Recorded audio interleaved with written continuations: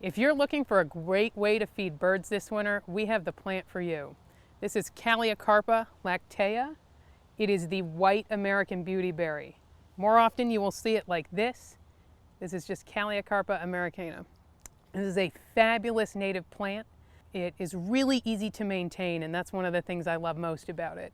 Here we have it growing in full sun on a slope in some pretty heavy clay soils. It'll take clay, it'll take wet. It also likes well-drained soils. It'll even grow in part shade. Here it's pretty full, got lots of leaves. It's very compact. In the shade, it'll tend to be a little more upright and open. What's so great about it is that it gets these fabulous berries. These berries grow on new wood, so you can cut it back either all the way to the ground, or you can cut it a little higher to determine the height you want.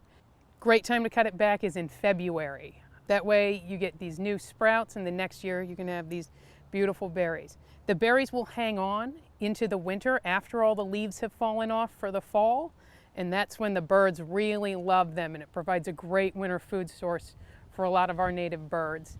It's also great for raccoons, opossums, and foxes even. It is a plant that deer like to eat, so when you're planting that, be aware if you're in a very deer-heavy area.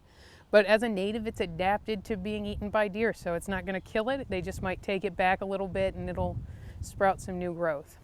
American beautyberry is a great native plant that I love, and I think you'll love too. I'm Leah Purdy from Ginter Botanical Garden.